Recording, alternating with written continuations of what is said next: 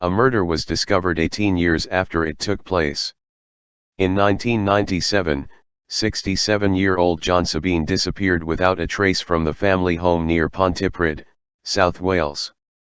No one ever discovered what happened to him, until 18 years later, after his wife, Lee Sabine, died from brain cancer in October 2015, according to BuzzFeed. Neighbors began sorting through the shed in the Sabines' communal garden, and made a gruesome discovery: John's skeletal remains wrapped in roofing felt and plastic bags, and tied up with green string and elastic rope. A pathologist was later able to prove Lee used a heavy ornamental frog to kill her retired accountant husband. She then mummified his body using various chemicals and hid it in her attic for nearly 2 decades. A few months before her death from brain cancer, Lee asked a friend to help her move the body to the backyard, claiming it was a medical skeleton she had bought while studying to be a nurse, the Daily Mail reports. Lee allegedly told her hairdresser just months before she died that people are going to talk about me after I have gone. I could be famous, according to the Daily Mail. When the hairdresser, Bernadette Adamique, asked Lee why she would gain notoriety after her death, Lee responded simply because of the body in the bag. Lee reportedly spoke openly of having murdered her husband, but either people didn't believe her or never acted on their beliefs.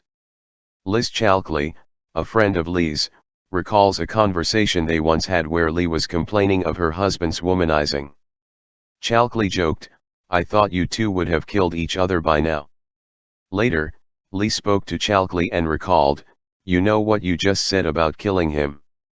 I've killed him with a stone frog I kept by the side of the bed."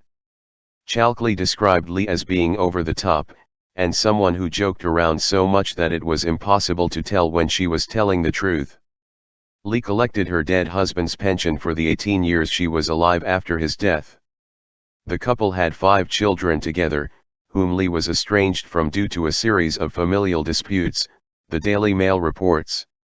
Detective Chief Inspector Gareth Morgan announced to the inquest court that DNA analysis had confirmed the remains were those of John Sabine. He further told the court that "It is my view that Lee Sabine probably killed John Sabine and wrapped up his body to move it outside." Morgan added, "There was no evidence to suggest anyone else knew of his death." After the hearing, John's son from a previous marriage, Christopher, said she was an evil woman. "She knew what she was doing. She told a pack of lies all her life. When I was told they had found my father's body, I couldn't believe it.